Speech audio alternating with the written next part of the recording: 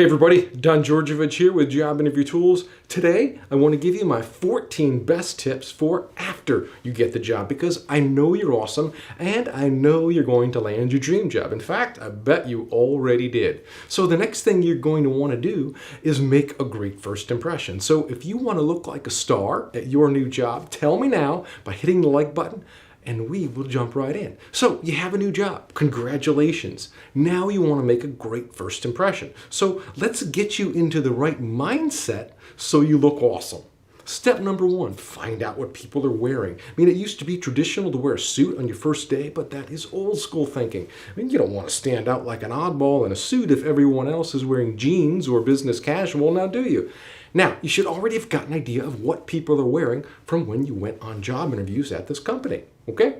Step number two, if you have questions before showing up for your first day, just ask. Reach out to the hiring manager or someone in human resources and ask your questions. Don't be afraid to call on them. After all, they're not going to take away the job that they just gave to you. Step number three, obviously you want to be polite to everyone, but to really grow your new job and to make a good first impression, strategy helps. So get out from behind your desk and meet people in your department. Even if you won't be working with them directly, just connect and build rapport. Be social and let them know who you are. And that if there's ever anything that you can do for them, let them know. And when you get out there and you meet people, this action will build rapport and you will create an imprint in their minds that you are someone who is genuinely happy to be here, willing to serve and eager to work. It simply sets the tone for yourself. Obviously, you can't meet everyone on your first day, but taking time to make rounds and connect with your coworkers will pay off in time. So get out there and meet people and show them that you're excited to be there. Step number four, don't be afraid to ask for help during your first 30 days. Your manager wants to see you succeed, but before you ask a question, try to think through the whole problem and try to solve it yourself. And then ask for help if you need it. Asking for help is okay, but you don't want to overdo it. Number five, learn what everyone else does. As you're meeting your coworkers and introducing yourself, find out what everyone else does. Ask their titles, the projects that they work on, and anything else that you feel is important to know at the company. And knowing these things is going to be very helpful to you when you need something or you need to refer a colleague to someone who can help them. Have you ever worked somewhere that someone just knew everything? I have, and I always went to them to get what I needed. And this is the person that you need to become.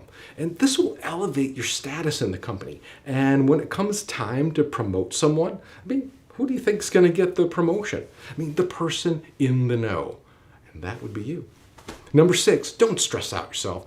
Starting a new job is stressful enough, but you're not going to learn everything you need to know in the first week. It usually takes 3 to 6 months for new hires to become fully productive. Now, during your first 30 days, you have the biggest grace period to come up to speed. So use this time to learn everything you can because in the coming months, you will be expected to start doing your job at a much higher level. So let's move on to number seven. Ask smart questions. Have you ever been in a meeting and you ask a question and then felt like an idiot for asking it? I think we all have.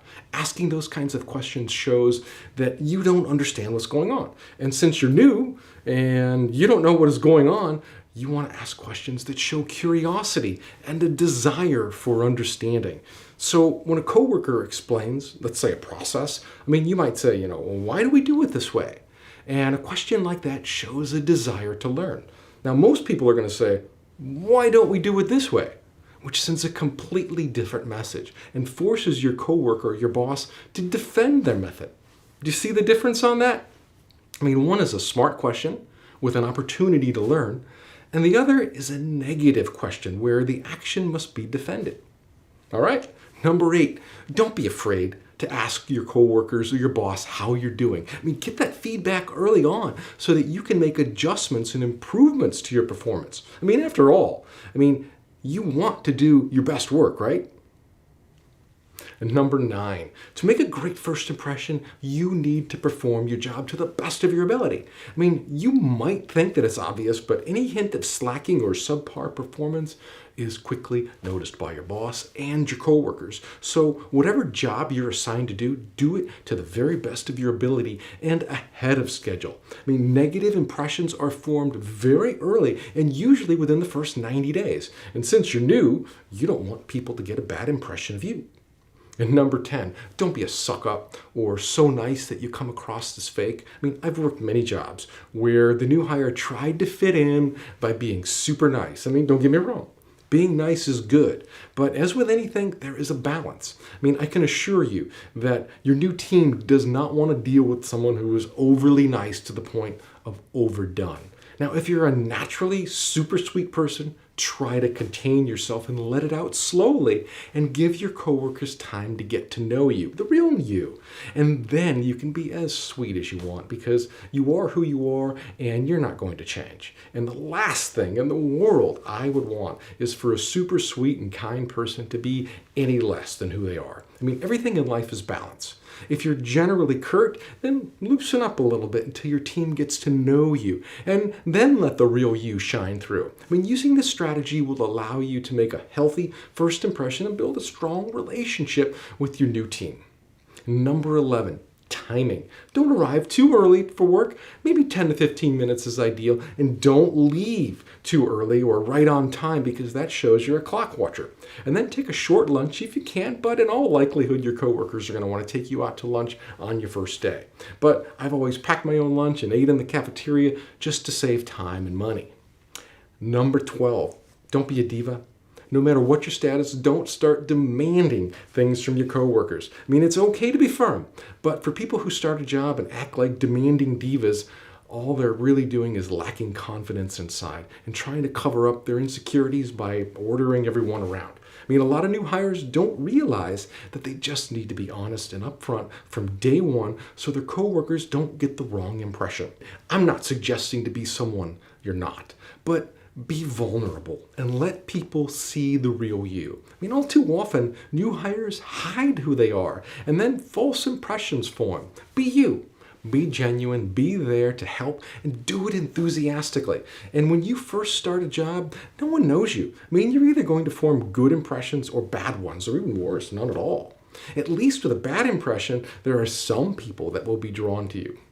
Number 13, don't be a know-it-all. Just be humble and let your coworkers teach and enlighten you, even if you know what they're talking about. I mean, every company does things differently, so hear them out before you try to start doing everything your way.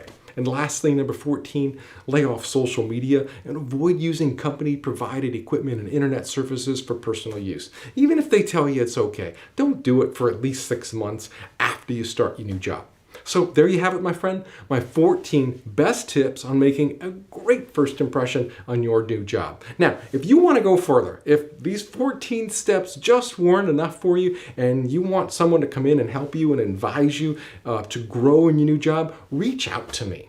Just reach out. I have a specialized coaching program that's designed just for new hires. You can go to www.jobinterviewtools.com/HPC. That stands for High Performance Coaching. And you can set up a time where you and I can meet on Skype and I can walk you through your new job. You can tell me all about it and I can give you some strategies to grow. And so you can grow into the superstar status that you want to while you're there.